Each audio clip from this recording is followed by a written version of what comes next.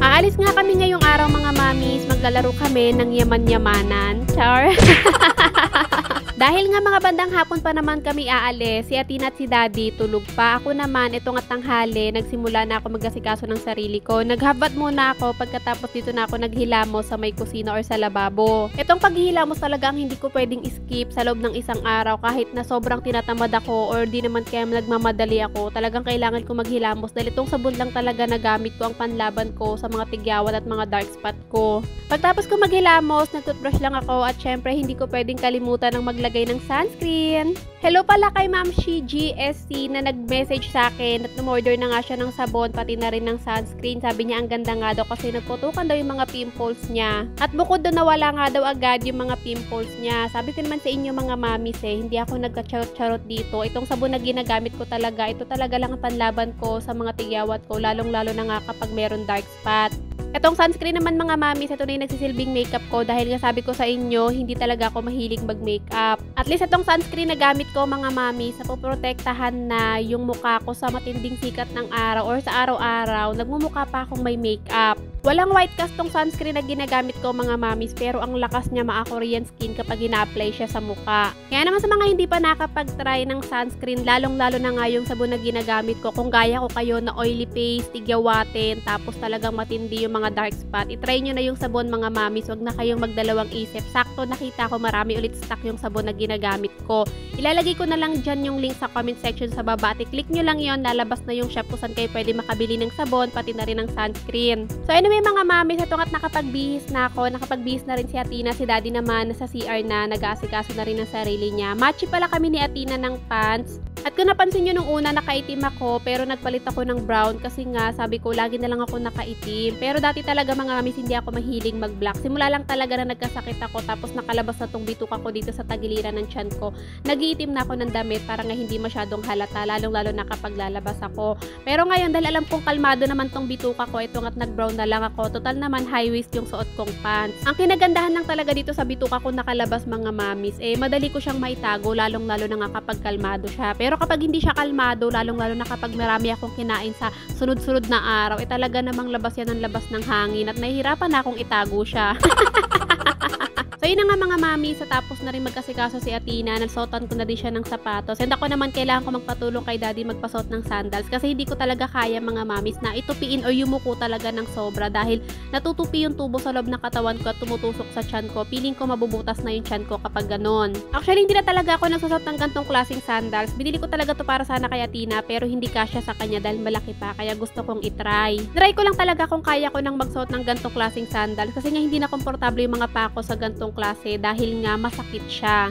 So yun mga mamis, tinry ko siyang ilakad-lakad pero hindi talaga kaya ng mga paa ko, masakit. Kaya hinubad ko siya, ginamit ko pa rin yung ginagamit ko pag lalabas ako. So ang ending, pinalitan ko pa rin, nagchinelas pa din ako yung ginagamit ko sa araw-araw kapag lalabas ako, kapag bibili sa tindahan kasi dun komportable yung paa ko. Nung natapos na nga kami mag-asikaso mga mamis, ito nga't nag-book na lang kami ng Grab kasi kung nakita nyo naman parang babagyuhin kami, dapat talaga mag-jeep na lang kami. Pero okay lang kasi 190 pesos lang naman yung Grab tapos malapit lang din naman. So fast forward na nga tayo mga mamis, ito nga't nandito na kami sa SM at pagdating nga namin dito, agad na agad naming tinungo ay yung EO kasi ito talaga yung sadya namin dito mga mamis kung bakit kami nagpunta dito sa SM. Halos 2 linggo na lang kasi at nagpapasukan na ulit at kailangan muna namin ipatingin yung mga mata ni Athena kung may nagbago ba sa grado niya or wala. Tapos plano ko na rin talaga papalitan yung eyeglasses niya dahil baka nahihirapan na nga siya dito sa luma niya. At habang hinantay nga namin na matawag yung pangalan ni Athena, ito nga't nagtitingin-tingin muna kami kung ano yung babagay sa kanya. Maya-maya nga mga mamis, ito nga't tinawag na rin siya ng doktor at ito nga't isinalang na siya dito sa machine para makita kung meron ba nagbago sa grado niya or wala.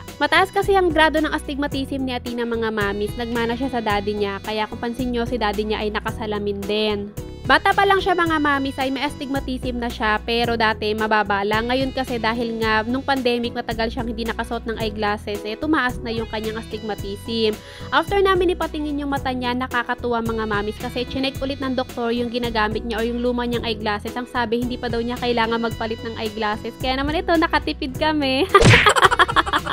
At dahil nga wala naman kaming binayaran or wala kaming binili sa iyo, ay tungkat nagpunta na lang kami dito sa Dep Store para nga bilhan si Athena ng mga bagong underwear. Alam niyo mga mamis, hindi ko lang talaga pinapakita sa mga vlog ko na nilalaban ko yung mga underwear ni Athena. Puro sira na yun mga mamis, puro butas na, puro tanggal na yung tahe, o di naman kaya maluwag na yung garter. And itong bata na to mga mamis, sabi ko nga sa inyo, hindi yan mareklamo, hindi niya ugali magpabili. Hanggat alam niyang kaya pang gamitin or nasusuot pa niya mga mamis, hindi magsasabi talaga yan. Pero syempre bilang nanay, masyado naman na naakaawa yung anak ko kung magpapasukan. Puro butas na yung mga underwear niya. Kaya naman ito't binilan ko siya ng kahit na 8 piraso lang naman.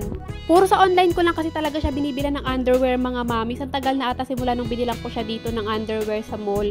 Syempre dahil sa online ko lang siya binibilhan, ang bilis talagang masira or ang bilis talagang matastas ng mga tahe. Kaya ngayon dahil nga wala naman kaming ginastos sa glasses niya, binilang ko na siya dito. Tapos bumili na rin pala kami dito sa Watson ng sabon at lotion niya. Binilan din pala siya ng daddy niya ng isang damit, pero dinalawa na namin kasi may nakita siyang color white na gusto niya. Sabi niya yung white daw ay na lang daw gagamitin niya minsan sa school kapag PE. Siguro magtataka kayo mga mamis, bakit pang baby pa din yung ginagamit ni Athena ng sabon at lotion. Yes mga mamis, kahit malaki na si Athena, hindi ko talaga binabago yung sabon na gamit ko sa kanya. Kung minsan hindi man Johnson, ibang sabon pero pang baby pa din. So ila talaga yung sinadya namin dito sa SM mga mamis. Ang eyeglasses ni Athena, bumili ng bagong underwear niya para may magamit siyang bago sa pasukan. Tapos bumili na nga rin ng sabon niya at lotion niya. Pagkatapos nga naming bayaran yung lotion at sabon doon sa Watson, paglabas nga namin dito, si Athena nagtanong kung pwede daw ba siya magpabili ng cotton candy. Binilan namin siya kasi 100 lang naman. Tapos may nakita ulit siyang maliit na teddy bear dito sa Blue Magic. Sabi ko tanongin niya kung magkano, pero pag mahal hindi namin bibilhin. So dahil mahal nga, ito nga't nagpabili na lang siya ng maliit na squishy na cut kasi 100 pesos lang din. Sabi ko sa inyo mga mamis, itong bata na to, mahilig talaga siya sa mga maliliit na laruan. Actually, kaya rin kami napabili ng damit sa Dep Store kasi meron siyang free na maliit na keychain. Ayun yung nagustuhan niya mga mamis, hindi talaga yung damit.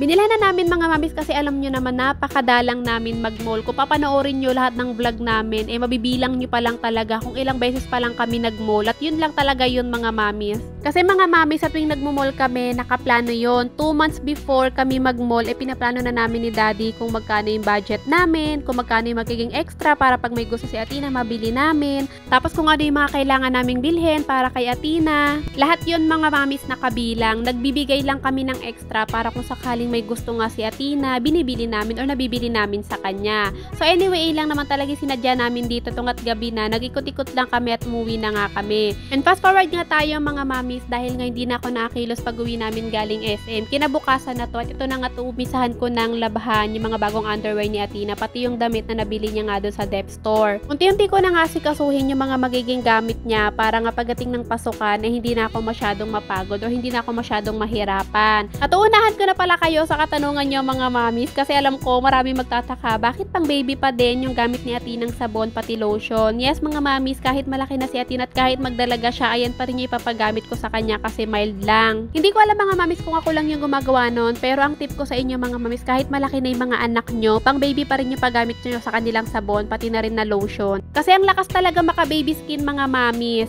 Kung makikita nyo si Athena sa personal, hindi siya kaputian, pero makikita nyo talaga yung ganda ng balat niya, lalong-lalo na nga sa mukha niya, talagang baby skin. Gusto ko kasing maalagaan yung balat ni Athena mga mamis kasi ako talaga, yung balat ko, naku, pang putikan talaga tong balat ko mga mamis.